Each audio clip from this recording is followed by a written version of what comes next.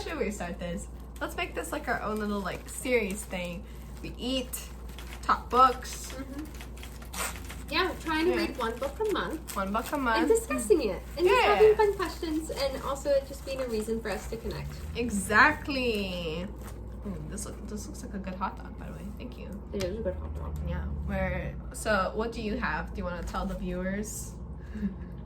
Like, what are you having? What did you put in your hot dog?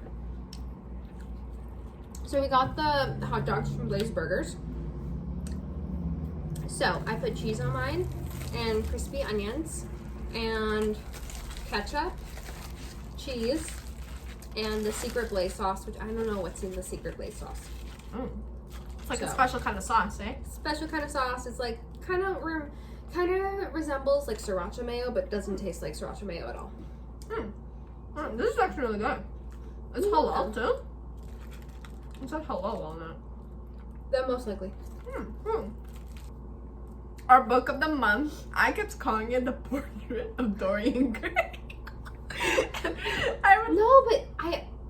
It makes more sense. I did too. Yeah. And like I go back and forth between the picture and the portrait. Yeah. And I think it's just because they talk about a portrait the whole time. Yeah. Like his portrait, so it does make sense. But no, it's The Picture of Dorian Gray by Oscar Wilde. Now, I know this is not one of the questions that we proposed, but would you read another Oscar Wilde book? But I would actually, because I was very surprised when I found out that news. Just because I enjoyed his writing. Yeah, I really enjoyed his writing. I'm surprised that one of our other friends do not like this book. It was such an easy read for me. It was a very easy read. Like, I loved reading it while like I was on transit and everything. I do. In her defense, I will say this one thing. Sometimes reading things in an academic setting ruins all the fun. Oh, she had to read it for school? Yeah, she had to read it for school. Okay, yeah, makes sense. And so for that, I'm like, okay, yeah. But like, I personally, when you go into it expecting like reading like classic literature or whatever, it's very easy to read, and it's a fun premise. It is a fun premise. I agree. Speaking of fun things in this book, what zodiac sign would you give Dorian? You speak first because I'm Alright, okay. So I think Dorian is a Scorpio. As a Scorpio yourself. But it wasn't because I'm also a Scorpio. It's because he's jealous. He acts mysterious. He's quite intense. And he has a very passionate, like, reactions to things. Which is all a Scorpio trait. I searched it up. Especially for men. Look, loyal. He can be loyal. But then he can betray quickly. Loyal to who? To Sibyl until he betrayed her. For all of a week. That's I say, for me, he'd be the opposite of loyal. Just because, and this is where I think he's more of a Sagittarius. Really? And I okay, say we this gotta because search this up. And I have no idea what a Sagittarius man is, but I'm just going off of my feeling and vibes. So I'd say a Sagittarius just because they're always looking for the next new brand adventure. He's always looking for something new. He's always looking for some new concept to take his mind away and to make him view and do something with the world. So, and chapter 11 to me was boring. I don't know if you remember chapter 11. Was that just him about reading a book? It was him about like in reading the a book library. and then also discussing how he was super fascinated by fashion for a little bit and super fascinated by jewels for a little bit. And I think that shows him having multiple areas of interest, like having one at one time, being obsessed with it, moving on to the next thing. Always seeking that kind of thrill. You know what? Now that you say all this, like, I'm literally, like, this is literally what it says for traits of Sagittarius. Sagittarius. Oh my god. Yeah. Oh my god, my whole life I've been saying it wrong. I've been always saying it Sagittarius. Maybe that's how you say it, girl. Maybe I'm saying it wrong. Nah. Okay, anyways. Optimistic, adventurous, curious. And look at this. Our Sagittarius is guys players. Which, yes, he was. And yes, he was. Philosophical, emotionally detached. He avoids his emotions. Yeah. But he is quite Because emotional, which is kind of contradictory. It is, and I think it's because, okay, sometimes when you're trying so hard not to be something, you end up being that. I don't know if that makes sense. So by trying so hard to avoid his emotions, it makes them 10 times more present in the way he acts. I agree. Alright, so now that we've established his zodiac sign, but also, you know, now that we're kind of on the topic of his, like, zodiac, I know this is not, again, one of the questions that we proposed, but I was surprised reading in the book that he has blonde hair. Because he does not give blonde hair guy. I see it for him. I understand why, but that's only because, like, to me, but that's just because beauty is so subjective. True. And for us, hot and handsome is like, at least for me, some tanned, gorgeous, muscled guy, usually dark hair. Basically, any romantasy novel out there today. Yeah, and that's the trend. Yeah, that's the trend.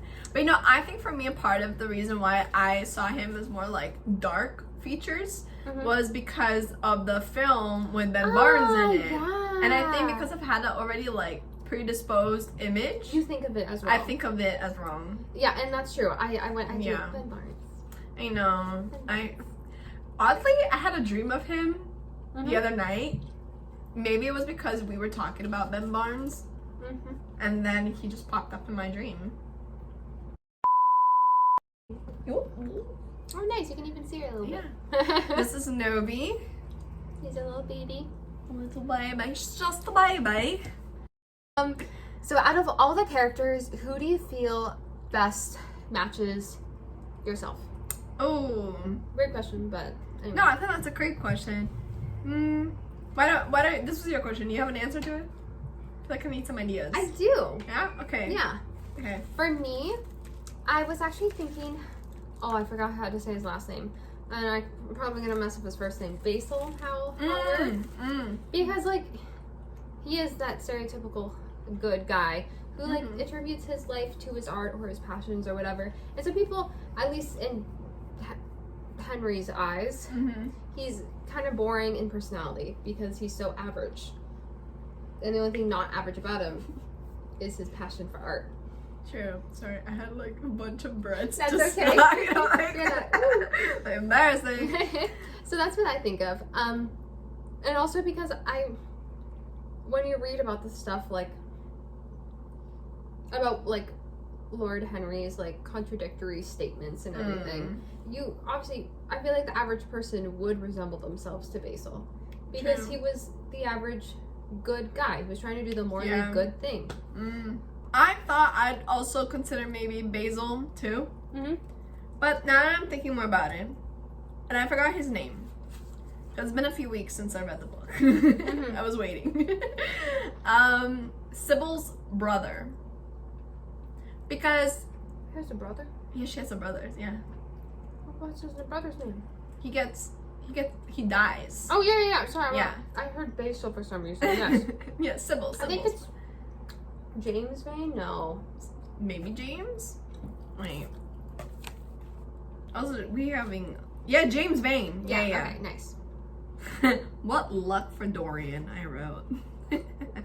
Yeah, I feel like I'd be the type of person who would get so angry and want to, like, avenge them. Fair, yes. And that, like, I don't know whether that's me being, like, a good person. But because he dies, that kind of would be also my luck. Like, die trying to avenge Yeah. like, X person. I don't know. What an unfortunate luck, but luck. Poor luck nonetheless. So, I feel like just because of what happened, like, I can't really talk about his personality because he wasn't really there that much. Like, he was quite side character. But, yeah. That's what I was saying. I think to me, he's loyal. Yeah. He's loyal to his sister for wanting to go back and trying to find whoever made her commit suicide. Yeah. That's a loyal man right there. Which philosophy aggravated you most in the story? Because there were some like philosophical ideas thrown out there, like both on love, both on the self, and both of like what we portray ourselves to the public. So kind of like a mask, and sort of the portrait then becomes like this dilemma, like who am I? That in itself is quite philosophical. So you have an answer for that, or? I feel like I need you to go first to understand it better. Okay. You know what? At some point in the book, I wrote inside, I was like, oh, his kind of reminds me of like social media. You want to portray yourself in one way, but in reality, deep down, you know that that's not you. And sort of this like dilemma of the self that he experiences, and this like, oh, do I look this way? No, I don't. And he becomes so fixated. He becomes this monster, and he becomes his worst version of himself because he tries to please others, who he is. And I guess like this kind of like overlaps even with one of your questions, like for eternal youth, what would you give up? Because he always wants to be forever young, right? Eternalized in this.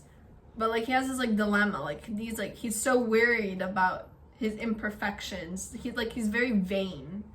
Yeah, he is. I thought that kind of component of the book really, like, you know, you enjoyed attracted me the most, because I felt like that was quite relevant to today's age with everything that's going on.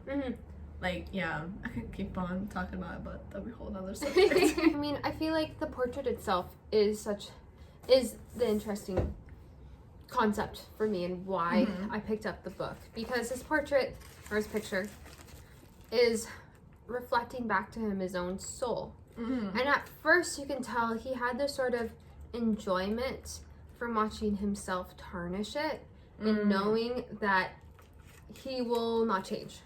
Yeah. You know, like, oh, I don't need to face any consequences to my actions. I'm perfect. I'm going to stay looking like this forever. And so he wanted to see in the beginning what he could do to this portrait. And then, but I feel like that's when there's like the battle of like the inner self. Because like, even if he says that, there's always going to be the conflicting voice in your head being like, oh, but these things are bad, or these things are not, there is consequences. Yeah. And so in the end, before, when he was sort of wanting to see what all sort of carnal pleasures and pleasures of the senses he could inflict onto his portrait, by the end of the book, he wanted to get away from it. Yeah. You know, and to the point that he hated his portrait so much for looking the way it did, he ended up stabbing it. You know what else, now that you mentioned that, towards the book, it's almost like he doesn't feel like he belongs in his own self towards the end. Like, he has like a conflicting, like, contradictory between, like, I don't know how to describe it. It's like, he felt disconnected from the portrait. Yes, disconnected, and also disconnected of who he is, what he wants in life, and now he's like so, like, what's the word? Like, he's very jumpy at stuff. Like, he isn't anymore that confident, arrogant guy. Rather, he's more of this like He's being paranoid. Yeah, paranoid. Yeah. That's what it is. And I feel like James Vane was the incarnation of, oh, my actions do have consequences. And if I didn't, even though I didn't receive punishment for Sibyl a while back, here's her brother coming back to haunt me, blah, blah, blah. Do you think Dorian is in the wrong that Sibyl killed herself? Like, or do you think Sibyl was naive and should have reevaluated before dying? I mean, this is unfortunate, because we are, number one, talking about a woman written by a man who obviously hates women, because this book was massively sexist. I mean, 1890. It's 1890. And also 1890. about a woman who was so mentally unstable, she killed herself. So I personally do not blame Dorian for that death. Because in the end of the day, it was her actions. Even if his actions of his consequences pushed her to do that, it was still her choice and not his. Yeah. So that's the only thing. Like, the whole entire book is in itself misogynistic. Let's not get away from that. Like, we have to preface this. We understand that it's very misogynistic. Yeah, no, like, I feel like just the way how, like, James, like, blamed so much Dorian for which indirectly, yes, but it brought Dorian further into his paranoia. Even though he wasn't exactly to blame for it. Yeah. Because then we got to see his true self. Dun, dun, dun. I mean, personally, I've been watching lots of Dexter. So, lots of serial killers. James, to me, has, like, the perfect reason to want to kill Dorian. I mean, like... Oh, yeah. You know, Not like, discrediting that. Reason. Yeah. Is it a good action? No, it's not good to do. Doesn't matter what's, like, if you think you're morally right or wrong, but anyway.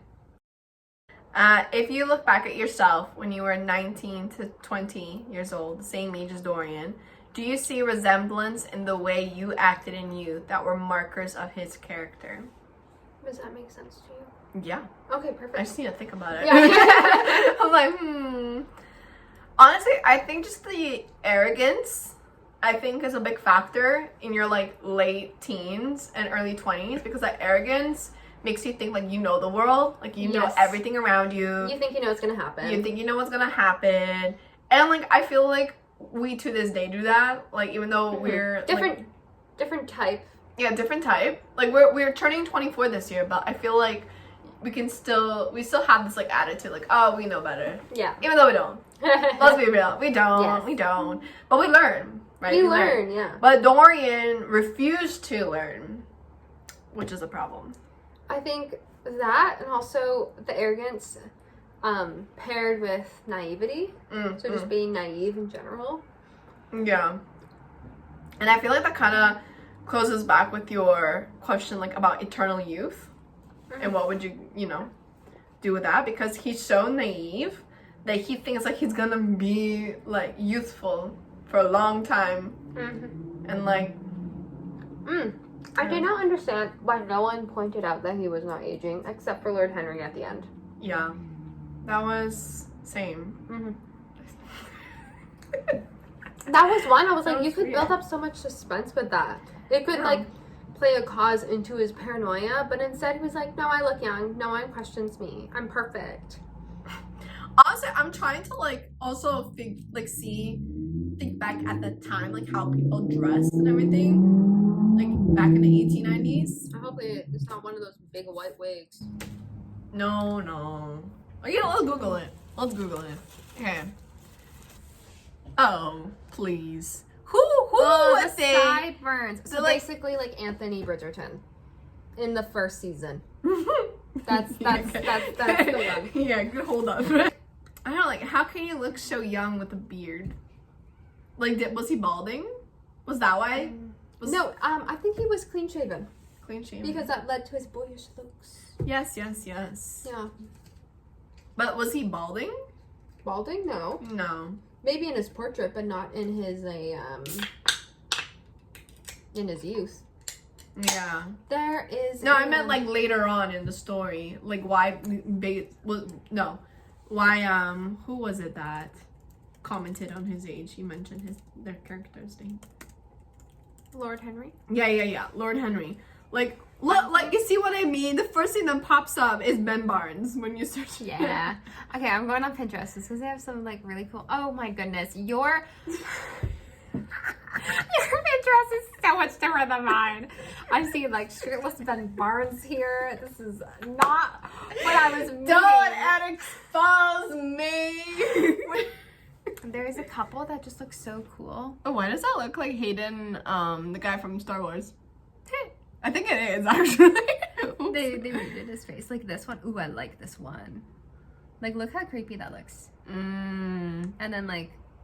Because it's trying to show the self. Exactly. And I love this piece of artwork. I don't know who made it, but it was amazing. I feel like this artwork perfectly encapsulates. Yeah. Yeah.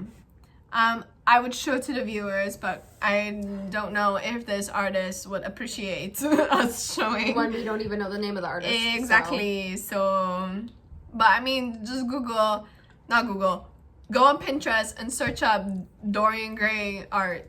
Yeah, and you'll most likely see it. Yeah. Lots of Ben. Again, look, Ben Barnes right there. Ben Barnes. He's just everywhere.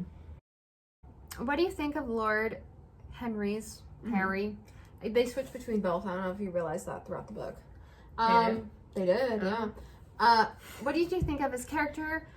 Why do you think he would raise such thought-provoking and controversial topics in discussion at public outings? Because he was always kind of contradicting what people were saying. I feel like, because they at some point go to the gentleman's club or like whatever it was. Yes. Yeah, and I feel that was, because even if you recall back to Bridgerton, they had these like a little bit provocative discussions in there. Like, I feel like that was kind of like how you and I are sitting at a table and talking about a book. That was like their version, but talking about life. Philosophy, just in general. Yeah, like that was their space. That was their safe space.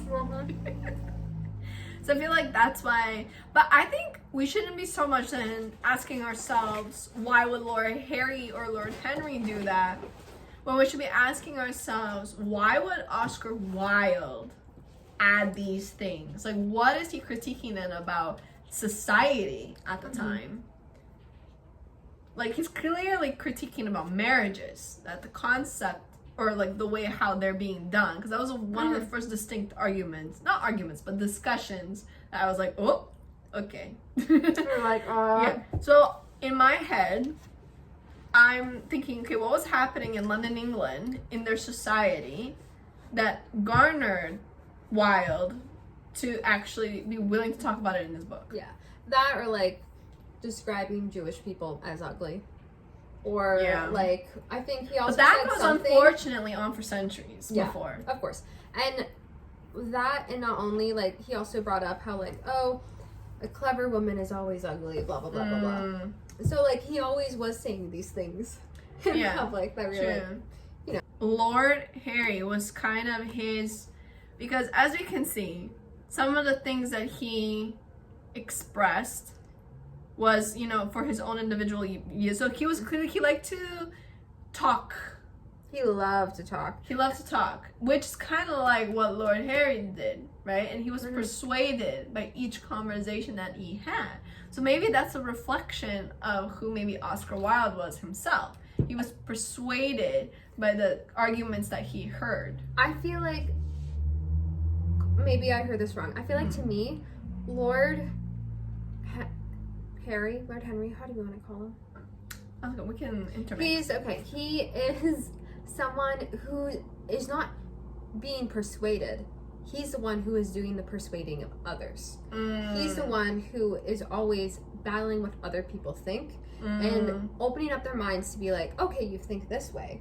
And then he'll say something completely demoralizing and people would get a laugh. They'd be like, oh my God, how could you say that? Because he's making them think in ways that's socially unacceptable. He is sort of like their breakaway. And he says it earlier. Back to this quote.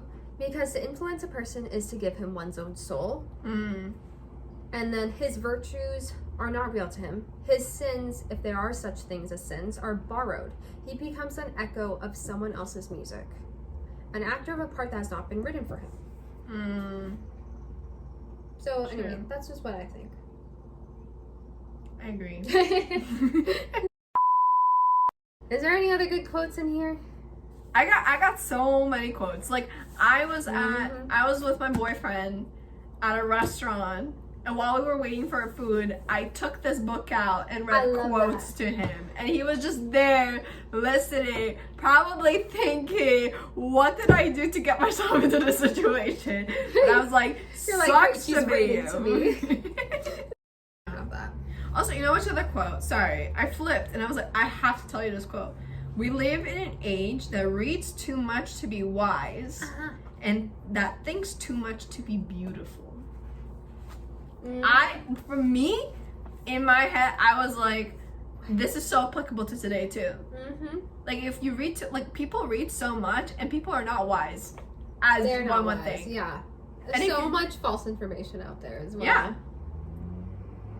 And and they think too much to be beautiful. I agree with that. Yeah. And see, all these quotes that we're discussing are all from Lord Henry, by the way. He has so many like that one was all. Yeah, it is. Anyway, they're all from him. He is sort of like the mentor in Dorian's life. He really was such a pivotal character in the book. Interesting, because before I came to you today, I thought Basil was his most like pivotal person. But coming out of this, I would agree with you that Lord Henry was his more pivotal kind of philosophical guide, In terms of changing his life projection. Yeah. Basil did that. Yeah.